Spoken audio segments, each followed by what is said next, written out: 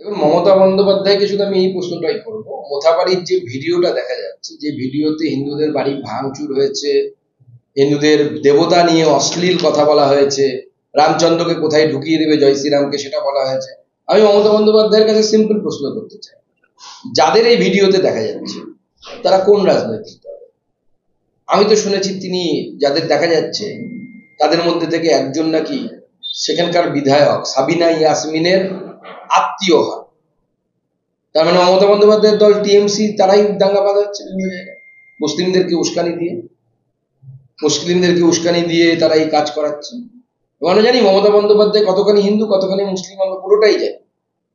মমতা বন্দ্যোপাধ্যায় ধান্দাবাজ, ধান্দা ছাড়া উনি কিছু বোঝেন না। যে ধর্মের তোষণ করে, যে ধর্মের লোকের পদলেহন করে ওনার ভোট বাড়বে সেটাই তিনি করেন। মুসলিমরা যেহেতু পোলারাইজেশন বেশি হয়, মুসলিমদের তোষণ করেন।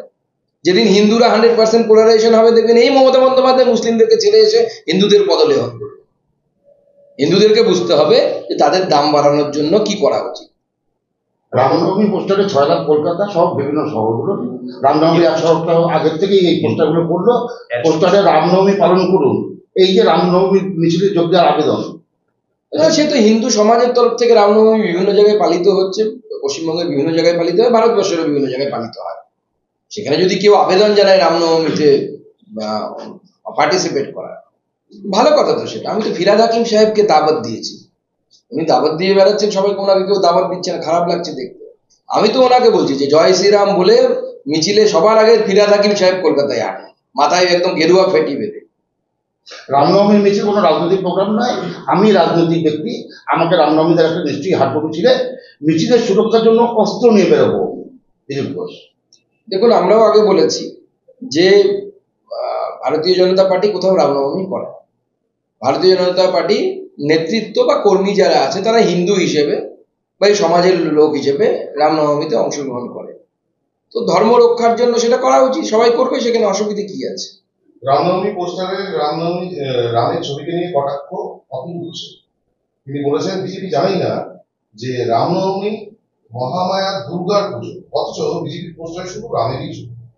দেখুন, অতীন ঘোষ সাহেব কতটা হিন্দু ধর্ম জানেন আমি তো জানি না, এখন তো উনি আবার ঈদের সেহেরিও খাচ্ছেন, তো তাতে কতটা হিন্দুত্ব উনি আছেন কি জানেন না। ভগবান রামচন্দ্র কি, বিজেপি রামনবমী কোথাও করে না, সেটা হিন্দুরা জানে।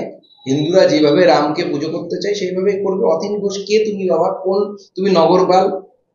কোন তুমি হরিদাস পাল? তুমি ঠিক করে দেবে ভগবতীর পুজো হবে না ইয়ের পুজো হবে? হিন্দুরা ঠিক করবে কার পুজো করবে। এটাই তো হিন্দু ধর্মের ফ্লেক্সিবিলিটি, এটাই হিন্দু ধর্মের উদারতা, যে কার পুজো করবে। হিন্দুরা পাথরেরও পুজো করে, গাছেরও পুজো করে, সূর্যেরও পুজো করে, আবার রামেরও পুজো করে, ভগবতীরও পুজো করে। এটা বোঝার জন্য ওনাকে হিন্দু ধর্ম সম্পর্কে অনেক পড়াশোনা করতে হবে, যেটা ওনার নেই। দুর্গাপুরে হিন্দু ভাই ভাই পোস্টার, সকালে সেই পোস্টার মুছে ফেলার অভিযোগ উঠল তৃণমূলের বিরুদ্ধে। তৃণমূল তো হিন্দুরা একত্রিত যেন না হয় তার জন্য সমস্ত রকম চেষ্টা করবে, তো নতুন কিছু নাই, এর আগেও চেষ্টা করেছে। রেড রোড থেকে ধর্ম নিয়ে রাজনীতি মমতা বন্দ্যোপাধ্যায় বলছেন জুমলা পার্টিকে মানি না, জুমলা পার্টির যে ধর্ম সেটা খারাপ। তিনি কি বিজেপিকে জুমলা পার্টি করছেন এবং জুমলা পার্টির ধর্ম বলতে কি সনাতন ধর্মকে বলছেন? দেখুন, হিন্দু ধর্মকে অপমান করে মমতা বন্দ্যোপাধ্যায় আনন্দ পান এবং সেই আনন্দ উনি উপভোগ করেন, এবং তার মুসলিম যারা ভোট ব্যাংক তারাও উপভোগ করে। মমতা বন্দ্যোপাধ্যায় হিন্দুদেরকে গালিগালাজ করলে পরে সেটাই চলছে। তার কাজ হচ্ছে ওই ভোট ব্যাংকটাকে এক জায়গায় রাখা, পোলারাইজেশন করে রাখা, যাতে কংগ্রেস সিপিএম যদি বাই চান্স ভোট পেয়ে যায় মমতার আসন টলবে।